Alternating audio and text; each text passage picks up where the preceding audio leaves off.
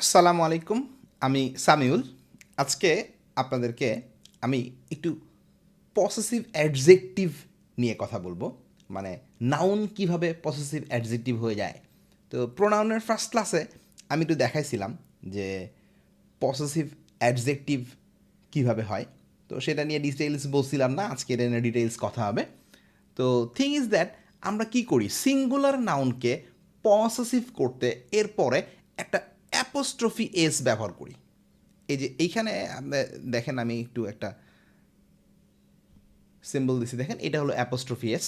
তো singular নাউনকে possessive করতে এরপরে আমরা কি করতেছি, একটা অ্যাপোস্ট্রফি এস ব্যবহার করতেছি। তো এক্সাম্পলগুলো দেখেন, বলছি কামালস বুক, বুক অফ কামাল, কামালের বই। এই পসেসিভ অ্যাডজেক্টিভ করতে আমরা কি করলাম, কামালের পর একটা অ্যাপোস্ট্রফি এস লাগাই দিলাম। Teacher's pen, pen of a teacher, দুটোই কি ছিল, সিঙ্গুলার নাউন ছিল, কামাল, টিচার। এদের পর আমরা অ্যাপোস্ট্রফি এস লাগায় এটাকে পসেসিভ অ্যাডজেক্টিভ করে ফেলছি। এরপরে দেখেন, প্লুরাল নাউনের পরে যদি এস থাকে তাহলে এরপরে অ্যাপোস্ট্রফি এস ব্যবহার করা যাবে না। বি ভেরি কেয়ারফুল, প্লুরাল নাউনের পরে যদি কি থাকে, এস থাকে, তাহলে এরপরে অ্যাপোস্ট্রফি এস ব্যবহার করা যাবে না, শুধু অ্যাপোস্ট্রফির কমাটা ব্যবহার করতে হবে। Clear everybody? যে প্লুরাল নাউনের পরে এস থাকলে পরে এরপরে অ্যাপোস্ট্রফি এস দেওয়া যাবে না, শুধু অ্যাপোস্ট্রফির কি করতে হবে, কমাটা ইউজ করতে হবে। যেরকম এখানে দেখেন বলছি যে স্টুডেন্টস চয়েস, স্টুডেন্টস এটা কিন্তু কি ছিল, একটা প্লুরাল নাউন ছিল। যেহেতু এটা একটা প্লুরাল নাউন ছিল সেহেতু এইখানে আমরা স্টুডেন্টসেস চয়েস বলতে পারি নাই, স্টুডেন্টস বলে একটা অ্যাপোস্ট্রফি এস দিছি, দিয়ে চয়েস বলে ফেলছি। এটাই আসলে বোঝাচ্ছে কি, চয়েস অফ স্টুডেন্টস, এটাই আসলে বোঝাচ্ছে চয়েস অফ স্টুডেন্টস। আর এর পরের এক্সাম্পলে এটা খুবই প্রচলিত একটা ওয়ার্ড, গার্লস স্কুল। আমরা অনেকেই এটা খুব দেখছি, কিন্তু ঘটনা হয়েছে হলো যে মানে আমরা অনেক সময় মনে করি যে কী ব্যাপার, এই গার্লস স্কুলে কেন হলো যে ইয়ে থাকে আর কি, কী বলে, গার্লের পরে একটা অ্যাপোস্ট্রফি থাকে আর কি, অ্যাপোস্ট্রফির একটা কমা থাকে। তো এটা আসলে কেন থাকে, এটা নিয়ে আমরা অনেক সময় কনফিউজ যে এইটা কই থেকে আসলো এই কমাটা। এটা আসলে গার্লসেস স্কুল না হয়ে, যেহেতু প্লুরাল নাউন সেহেতু গার্লসেস স্কুল না হয়ে কী হয়েছে, গার্লস স্কুল হয়েছে, কিন্তু গার্লসের পরে একটা অ্যাপোস্ট্রফির কমা, এটাই হলো স্কুল অফ গার্লস।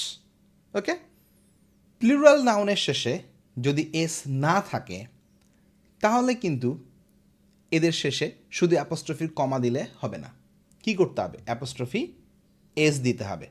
মানে থিং ইজ দ্যাট প্লুরাল নাউনের শেষে যদি এস থাকে তাহলে শেষে শুধু অ্যাপোস্ট্রফির কমা দিলেই হয়, কিন্তু যদি প্লুরাল নাউনের শেষে এস না থাকে তাহলে এদের পরে শুধু অ্যাপোস্ট্রফির কমা দিলে হবে না, অ্যাপোস্ট্রফি এসি ব্যবহার করতে হবে। যেরকম এখন people's republic, republic of people, people কিন্তু কি প্লুরাল নাউন, কিন্তু প্লুরাল নাউন হলেও পিপলের পরে কি নাই, এস নাই, সুতরাং পিপল লেখে শুধু একটা অ্যাপোস্ট্রফির কমা দিলে কাজ হবে না, কি করতে হবে, পিপলের পরে অ্যাপোস্ট্রফি এস দিতে হবে। চিলড্রেন্স রুম, চিলড্রেন কি প্লুরাল নাউন, বাট শেষে এস নাই, তাই কি করতে হবে, এদের সাথে অ্যাপোস্ট্রফি এস দিতে হবে, শুধু অ্যাপোস্ট্রফির কমা দিলে হবে না। কিন্তু সবচেয়ে ইম্পর্টেন্ট রুল হলো এইটা, সিঙ্গুলার নাউনের শেষে এস থাকলেও অ্যাপোস্ট্রফি এস দিতে হয়, শুধু অ্যাপোস্ট্রফির কমা দিলে হবে না। অনেক ক্ষেত্রে আমরা এটা ভুল করি, আমরা মনে করি যে আচ্ছা প্লুরাল নাউনের শেষে এস থাকলে আমরা তো অ্যাপোস্ট্রফি এস ব্যবহার করি নাই, তাহলে সিঙ্গুলারেও মনে হয় তাই, কিন্তু না, এটা ঠিক না। সিঙ্গুলারের ক্ষেত্রে এস শেষে থাকলেও এর সাথে অ্যাপোস্ট্রফি এস ইউজ করতে হয়। যেরকম বস, বস একটা কি সিঙ্গুলার নাউন, কিন্তু আমাদেরকে বসের পরে অ্যাপোস্ট্রফি কমা দিয়ে চেয়ার লিখলে হবে না, কি বলতে হবে, বসেস চেয়ার, অ্যাপোস্ট্রফি এস দিতে হবে, chair of a boss, bosses chair. কিয়াসেস ভিউ, কিয়াস একটা মানুষের নাম, শেষে এস আছে, কিন্তু কি করতে হবে, একটা অ্যাপোস্ট্রফি এস দিতে হবে, তারপরও শেষে এস থাকা সত্ত্বেও অ্যাপোস্ট্রফি এস দিতে হবে, বলতে হবে কিয়াসেস ভিউ। ওকে, আমি বুঝাইতে পারছি ব্যাপারটা।